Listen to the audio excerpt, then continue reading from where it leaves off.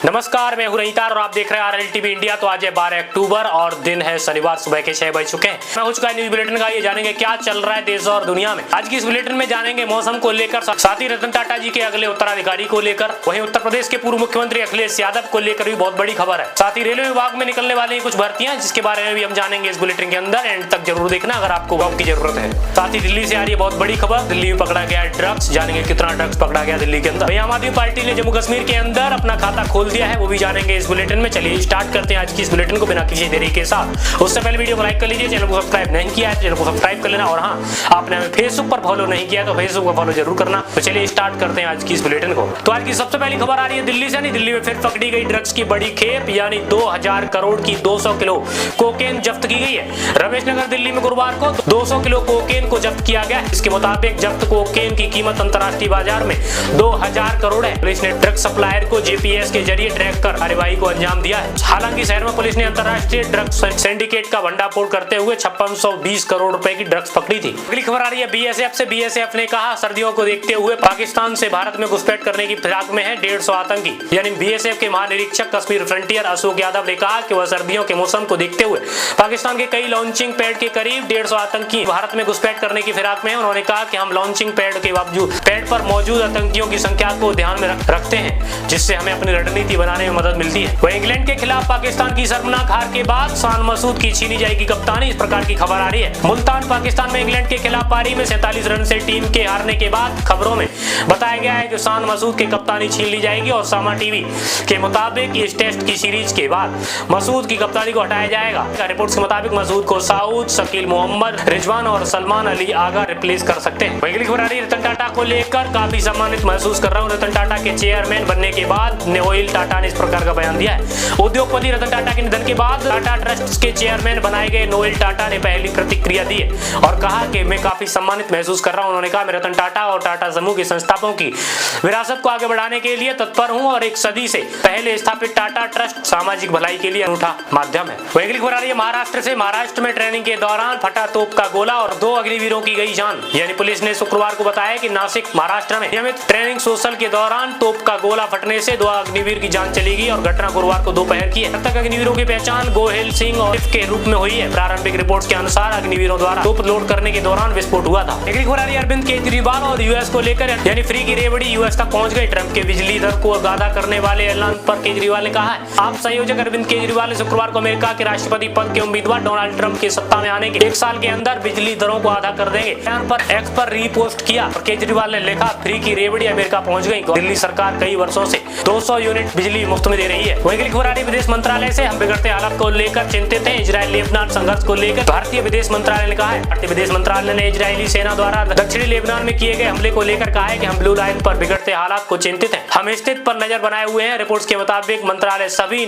संयुक्त राष्ट्र परिसर की अखंडता का सम्मान करना चाहिए। इजरायल लेबनान संघर्ष के मद्देनजर सुरक्षा को लेकर जरूरी कदम उठाने की आवश्यकता है। अगली खबर आ रही है गुजरात से। गुजरात में 1 माह पहले दुर्घटनाग्रस्त हुए कोस्ट गार्ड के हेलीकॉप्टर के पायलट का मिला शव। गुजरात में 2 सितंबर को अरब सागर में दुर्घटनाग्रस्त हुए भारतीय कोस्ट गार्ड के हेलीकॉप्टर के लापता पायलट राकेश कुमार राणा का शव गुरुवार को पोरबंदर के 55 किलोमीटर दक्षिण पश्चिम में समुद्र से बरामद हुआ है। दुर्घटना के बाद हेलीकॉप्टर के चालक दल के 3 सदस्य लापता हो गए थे और जिनमें 2 के शव बरामद किए गए हैं। अगली खबर आ रही वाराणसी से। वाराणसी के 80 घाट पर 51 दीप जलाकर रतन टाटा को दी गई श्रद्धांजलि। यानी उत्तर प्रदेश वाराणसी के 80 घाट पर 51 दीप जलाकर उद्योगपति रतन टाटा को श्रद्धांजलि दी गई, जिसका वीडियो सोशल मीडिया पर सामने आया। घाट पर शांति मंत्र का जाप करते हुए आत्मा की शांति के लिए मां गंगा से प्रार्थना की गई। रिपोर्ट्स के मुताबिक टाटा सन्स के पूर्व चेयरमैन रतन टाटा का 86 वर्ष की उम्र में निधन हो गया है। वही गोल्डमैन सैक्स के किस्म की रेटिंग घटाकर सेल 4% से अधिक गिरे कंपनी के शेयर। यानी ब्रोकरेज फर्म गोल्डमैन सैक्स के कमिंग इंडिया की रेटिंग टन से घटाकर सेल कर दी है। इसकी कंपनी के शेयर गुरुवार को कारोबारी सत्र के दौरान 4% से अधिक लुढ़क कर अपने कंपनी का टारगेट प्राइस मौजूदा कीमतें में 23% घटाकर 2900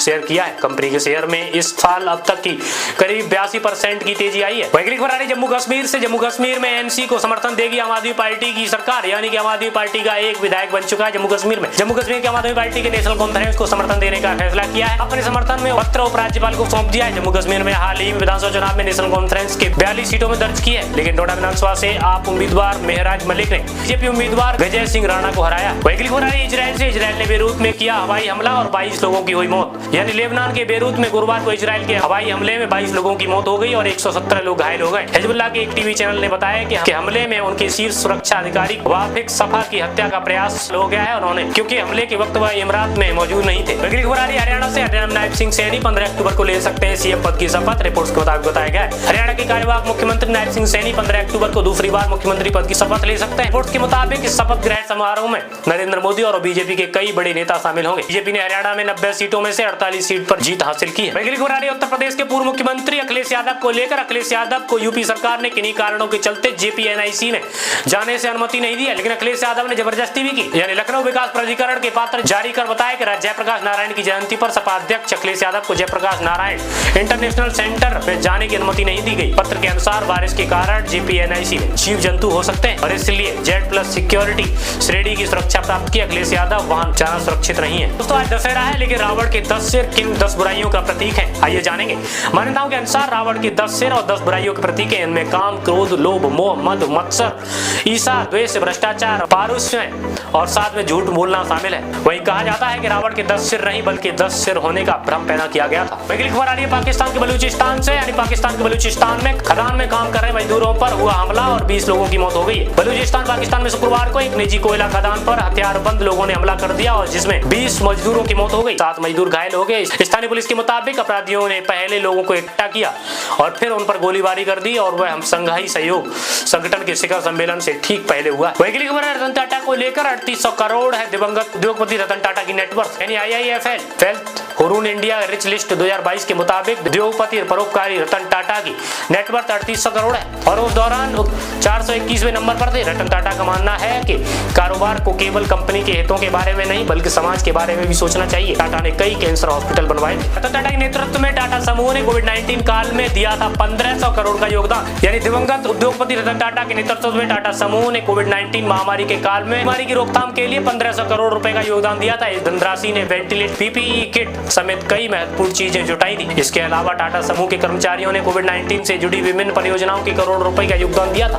वही अखिलेश यादव ने ट्वीट करते हुए रतन टाटा को श्रद्धांजलि दी और उन्होंने कहा कि जिन्होंने सिखाया कैसे उसूलों के साथ कारोबार किया जाता है। समाजवादी पार्टी के प्रमुख अखिलेश यादव ने उद्योगपति रतन टाटा के निधन पर शोक व्यक्त किया था और एक्स पर लिखा था कि जिन्होंने सिखाया कैसे उसूलों के साथ कारोबार किया जाता है, अपने लाभ को कल्याण के लिए लगाया जाता है। उन्होंने लिखा ऐसे महान रतन टाटा का जाना इतिहास के पन्ने का पलट जाना है, भावभीनी श्रद्धांजलि। वही खबर आ रही है भारतीय रेलवे को लेकर। यानी IRCTC ने और AGM और DGM समेत कई पदों पर भर्ती निकाली है। 6 नवंबर तक होंगे आवेदन। Indian railway catering and tourism corporation ने AGM और DGM और डिप्टी जनरल मैनेजर पदों पर भर्ती निकाली है। आवेदन की आखिरी तिथि 6 नवंबर। इच्छुक उम्मीदवारों का चयन इंटरव्यू के माध्यम से किया जाएगा। उनकी अधिकतम आयु सीमा 55 वर्ष होनी चाहिए। इसके लिए IRCTC की आधिकारिक वेबसाइट पर जाकर आप लोग आवेदन कर सकते हैं। वही रतन टाटा से 55 साल छोटे उनके दोस्त शांतनु नायडू कौन है, जानेंगे। शांतनु नायडू 31 वर्ष के हैं और साथ ही दिवंगत उद्योगपति रतन टाटा 86 वर्ष के थे। इनकी दोस्ती आवारा कुत्तों के प्रति लगाव के कारण शुरू हुई थी। पुणे में पले बड़े नायडू ने सावित्रीबाई फुले पुणे विश्वविद्यालय से इंजीनियरिंग और कॉर्नेल से MBA किया है। रतन टाटा ने कुत्तों को कुचलने से बचाने के लिए बड़े नायडू के इनोवेटिव कॉलर्स के वित्त पोषित किया था। तो आज की बुलेटिन में इतना ही। होप आप सभी को यह बुलेटिन पसंद आई होगी और पसंद आई तो वीडियो को लाइक करना, चैनल को सब्सक्राइब नहीं किया तो चैनल को सब्सक्राइब करना और हाँ, आपने अगर फेसबुक पर फॉलो नहीं किया तो फेसबुक पर फॉलो करना। मिलते हैं आप सभी नेक्स्ट बुलेटिन के साथ, तब तक के लिए जय हिंद, जय भारत,